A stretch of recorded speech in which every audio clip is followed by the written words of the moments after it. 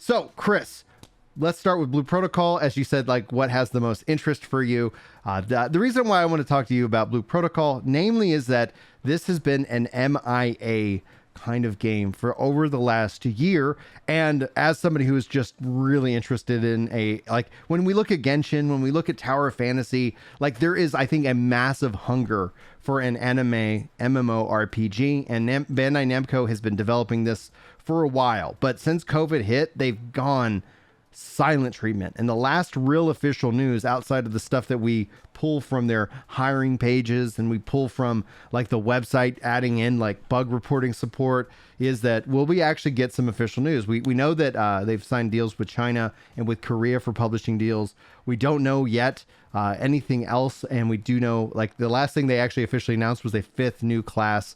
And the game in and of itself has just been absolute quiet on the home front. With TGS around the corner, speculation that we might actually hear from them. But obviously, what we talk about with Ashes, Pantheon. Like, there's MMO fever. There's a day where Star Citizen looks like the most capable game in the room. Yeah.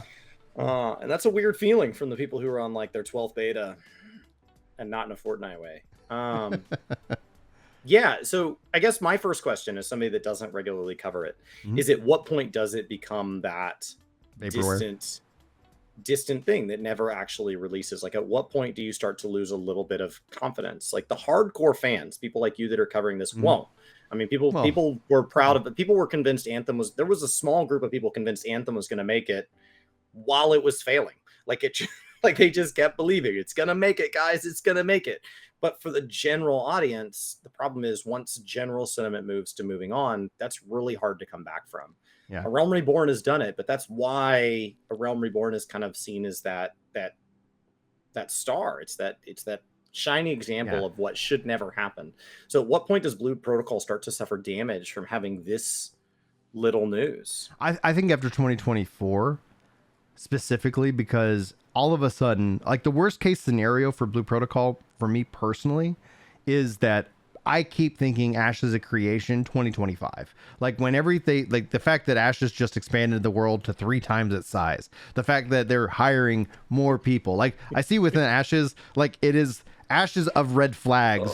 And I want it to be successful. I want it to be great, like I do. But it's like I can't release the game and then triple the size with the expansion. Right? What are you doing? But within that, like in that context, is that I think if the worst case scenario would be for Blue Protocol to go toe to toe with something that is Ashes. Yes, it's going to have its hype, but you could easily see kind of the wind cut out of its sails. Now, if they're not ready to show, I honestly, like in terms of like a strength, imagine if they looked at the game and they say, you know what, this is a really good game that we could launch. And then, yes, we would finish it later. We've got the MVP. They've done a couple of different betas. And the general feedback from the betas was it's fun, but it really needs a lot more content.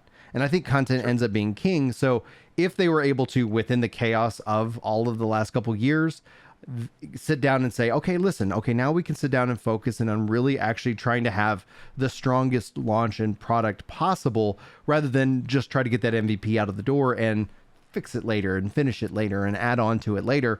I think that ends up giving them a good strength. But after 2024, then you start really getting into competing with other bigger, longer projects. And I think Blue Protocol could survive and make it in that? Absolutely. I think you come out and you keep releasing content, but I still think that it's ultimately going to be something that, you know what, when there's nothing else coming out and you could be kind of the show for a little while, why not be able to take advantage of and capitalize on that? And that's just kind of how I think about it. After 2024, even those like myself who are rooting for it and, like excited for it, will absolutely start to be like, well, there's obvious, like you tell me if you're going to be ready. Like you had a couple betas and it's been, in this case, a couple years, that would start to really signal a real big problem. Right now, the easy conclusion is COVID changed how your working environment is set up.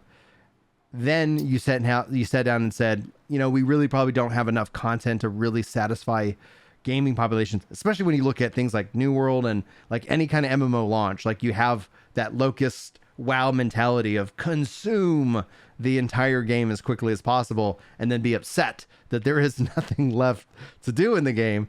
So I'm thinking and hopeful that it's going to be kind of one of those situations. But that means, and that would assume that if it's going to be a 2024 launch, that they have to start communicating about the game and its plans sometime in 2023. So I don't personally, like the topic here at hand is, I don't personally think we might see anything about this game even at TGS this year. And I see a lot of people putting expectations on it that they might see something at TGS this year, which ultimately then means that, are they burning credit by not just being being a little bit more open? Are they withdrawing some of the people who are actively like, we want to know more about this game, and yet they don't come out with any kind of news? But that's the TLDR in a long way. I think Elder Scrolls 6 has had a huge advantage of being silent. We know it's being worked on, but by being silent for years of development now, they've allowed themselves to get distanced from all of the Fallout frustration.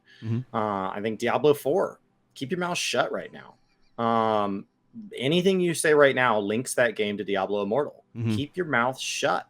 So anything that comes out about Diablo 4 right now, I think is a mistake. You got to just let that simmer out, because Diablo Immortal is not doing the franchise any favors. And I hope it's cashing in a big payday, only because otherwise it did nothing. Right. So otherwise Blizzard got nothing. So I hope they at least got paid, which looks like the original goal. The original goal looks like we want to take a long time developing Diablo 4. We want to use a relatively young staff to take the franchise in a new and a direction that will take it into its next chapter. We want to build something that can be as iconic as Diablo 2 was, and that's going to take money. And so we found this little company over here that makes mobile apps, and they're going to monetize our franchise for us and put it on phones. It's no big deal. And then it didn't turn out to be, it's just a small little cash grab. It turned out to be a lot bigger deal. And so I think distance any news from that. So when it comes to this, I think announcing early only frustrates people. It feels really good at the time, right? But you think back to Final Fantasy 15, where they talked about it for 15 years. And then Final Fantasy 16, let's talk about for 16 years. Yeah. We told you in the number. And so I think there is some frustration there. I think Ashes of Creation has a really uphill battle because of how much they've told us, and they've said with very little open public action to back up the level of talk. Instead of it just now, is it a good game? Is it not a good game? It's now, is it the greatest game of all time, or is it not? And so they've upped the stakes on their own game. So transparency as you get closer to release, I think, is absolutely necessary. Yeah. Guild Wars 2 doesn't do that. They're just oh yeah, there's a patch with new content. When is it? 37 minutes from now. They don't do any hype whatsoever. They're marketing, none. And it's like Apex Legends every time. Their own fans are like, Brian, I know you have a big birthday party coming up. I'd love to have some people over. Can you tell me when you're going to have the party? Lunch good? I can't get people here by lunch. And so it's really frustrating with Guild Wars to go the other way. Yeah. Where it's it's a great game and we want to hype your game, and you literally don't give us enough notice. And that could be the strength that we're actually looking at right now, especially because there is this cabal of people who are like, this game's been canceled, and they're not telling us that it's been canceled. And it's just I can't subscribe to that theory. I'm seeing them hiring a global, person, a global community lead for Blue Protocol. We're seeing them hire and bring in. And ultimately, what I've stated a couple, exactly, it's don't sit here and just announce, and now we have, you have so much, right? When Apex Legends dropped, they just were and here's a battle royale ready to rock and roll and go. And it basically, especially within MMOs, I think it prevents a lot of people from sitting down and creating this, this narrative that necessarily is or is not true. And so my hope is that, be quiet. Sit here, get all your ducks in a row, so that when you're ready to turn on marketing and PR, you're not asking the player base to have to wait, another 2 or 3 years. Because let's say they do come out at TGS and say, here's Blue Protocol releasing in 2026. It's why do you tell me? That's so far away. To trade, right? Yeah. Especially if you have something to trade on. So Bandai Namco is a trusted name. They're publicly traded, so they would have to disclose to shareholders. I don't think they could just stretch a project on and continue paying people, and internally it's canceled. I think somewhere in there they get in a lot of trouble. Yeah. But like Final Fantasy, for example, you have an IP to protect, as opposed to like we all can make jokes about Ashes, but they're trading on nothing. So it's like New World, Hopium. right? New World, Yeah. New World was nothing. It's a new studio, it's a new IP, and so like if you screw up the hype cycle or if you screw up the marketing on one of these newer games, it's not as big of a deal. But with something like Bandai Namco, where I think you're continually trying to say, hey, we're Bandai, you can trust us, we're gonna do a good job. Or like Final Fantasy, right? We've got Yoshi P working on Final Fantasy 16. It's a bit higher stakes of a game, because if you mess up the marketing and the hype cycle and you get us in a spot where Final Fantasy 16 underwhelms, and then because of the way you manage that was the whole problem with No Man's Sky, right? If it had been an indie developer over marketed or under marketed No Man's Sky, it is what it is. It's that you attach Sony's name to it. So it's like, no, you guys should have known better. This isn't some like random group where it's like, hey, three guys in a college bar decided to make a game together and they screwed up the marketing. All right. Whatever. Like the game released, like good for them. This is like, no, you have a marketing agency with like people who this is their whole job and they have a career in this. It's like how it gets to that point.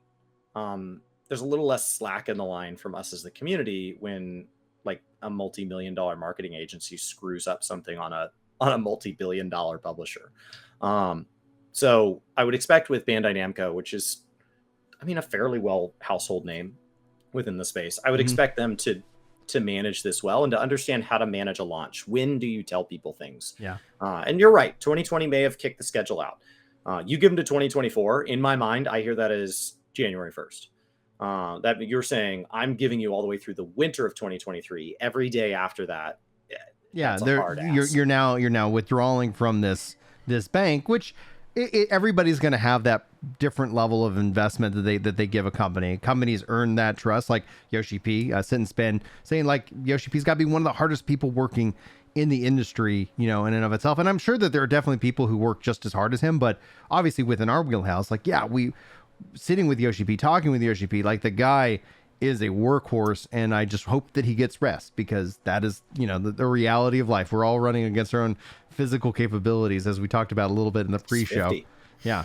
And so when it comes down to that, they're like Bandai Namco, trusted name, hardworking, like they've also earned a lot of trust, especially off the back of From Software within that wheelhouse and Elden Ring. So I don't think they're hurting for money. So there's no also absolute need to rush. But I think you're right. Like at some point in like maybe, January 1st, 2024, they're going to start deducting from this. It's like, guys, at least just give us some form of like an announcement of terms of like, guys, listen, like we're going to make sure that this is right. We are still working on it, but we've got to do some retooling. We got to do some rethinking on this, and we will let you that way people, or if it is canceled, just be like, sorry guys, like this isn't coming together the way we want. Best of luck to you. So that way you don't end up having these people just then getting frustrated over something that isn't necessarily true. My personal hope though, especially considering with obviously COVID and how things, that shaked up the industry quite a bit. And as people had to learn how to do more remote work, Final Fantasy went through this immensely, but because of how Yoshi P runs his studios and planning, they were the least impacted by it in the grand scheme of things, because everybody was like, why isn't nobody else releasing content? And meanwhile, 14 is still chunking it out, on a schedule. They had to cancel some of the more private things, right? They did, but nothing they announced internally. Well, right. So they just pushed that out. But that's actually kind of nice. You have enough other things. Yeah, that everything's like, okay, we can kind of get this to work and make sure that there's still stuff for our base to do. We want to give them especially something during this time. My personal hope, though, is that we see them shift to Unreal 5, like we've seen Ashes shift to Unreal 5. And it's just namely because of, A, the tools, the coordination. And when you start to think of the life of an MMORPG, like if you're sitting here saying like, oh, this game's been out for 5 years and now there's an engine upgrade. Oh, that's a lot of work and testing. And we don't know if we're going to get the value in it. Or you're saying, hey, our MMO isn't coming out for another year or two. Hey, this engine upgrade's already out and people are really taking advantage of it. Should we also, because Blue Protocol is Unreal Engine 4 announced, and now Unreal Engine 5's out, and seems like that's actually a boon in terms of your development, your coordination and workflow, let alone the features that it offers in terms of that. But obviously as an anime stylized MMO, there's a lot of strength already in that, because like when we look at, you can say World of Warcraft isn't a beautiful game, but it's like, it still is from an artistic area. Like you could always kind of people want to see something more, but I think its stylized nature has helped it age much better than something like, if you were going to go with a photorealistic game that, in 10 years, you're like, this isn't photorealistic. It was at the time.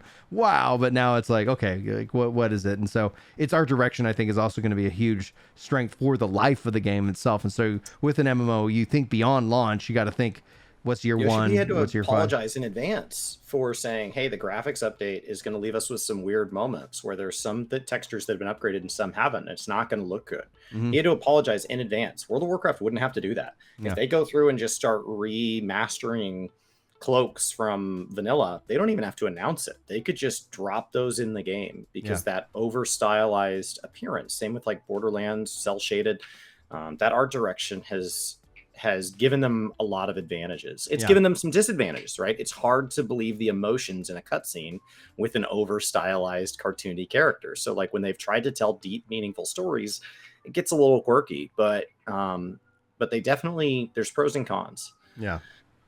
So we'll see. I think with Blue Protocol, it just, every time we bring it up, it's like, but I don't know what we've really learned here. My final question for it is, have they collected any money from anybody yet? No, they haven't taken a dime, which is and they've announced it as a free to play, but I'm secretly hoping that like with everything, they just go to a buy to play model, namely because it's like, when you look at the bot problems with it, like every MMO has bot problems. In fact, I'll see that brought up a lot. People are like, oh, it's just bots. Like, Lost Ark is a good example. And while, yes, there are a lot of bots in Lost Ark, the cost of botting is so much lower because there's no cost of entry. And then yet it's like when somebody's like, oh, there's a bot in 14.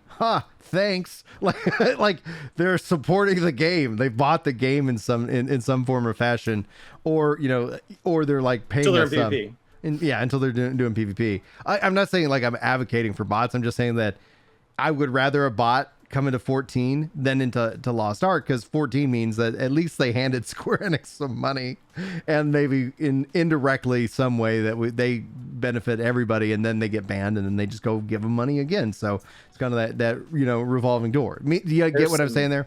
There's some gold makers in World of Warcraft that have joked that thank goodness for bots, because bot accounts, in order to gather effectively, there's this mount you want. And so bots come in and they buy a gold token, and then they purchase that mount because it makes you better at gathering. Mm-hmm. And then they go out and gather, and then they get banned, and then they create a new account and they rebuy the mount. And they're like, it creates a perpetual demand for that mount. So you make a ton of money off selling that mount. Thank goodness for bots. Like, because otherwise there's only a finite demand, because once you have the mount, it's account wide. So you can only sell it to every character that's created. But like bot accounts, those are endless. So there's a lot of frustration with bots in games, but if you do look for that silver lining in games where there is a pay structure, it's at least giving us, right? At least you're getting something. At least the developer's getting money. Mm-hmm. Otherwise, if they're just taking and nobody's winning, it just feels hopeless. Yeah. All right. So guys, let us know what you think, especially about the state of Blue Protocol. Are you expecting that we're going to see information at TGS? Are you, like me, having some kind of date that you're kind of saying like, okay, this is kind of a line in the sand, moment, and see if that starts counting down. So let me know. Obviously, when we start actually getting news, if that, if that day does come, I think that starts filling back up that bank. So even if they withdraw everything at some point, like, oh, we're ready. Now it's 2026 and stuff like that. Like, I'll absolutely check out the game from everything I've already seen, but I'll stop being so worried about it. It's like, all right, cool, we haven't heard anything, etc. So let us know in the comments, and if you guys haven't already, hit that like button, subscribe, and share for more Work to Game content. But let's transition right now into our second main topic for today's show, and that's New World.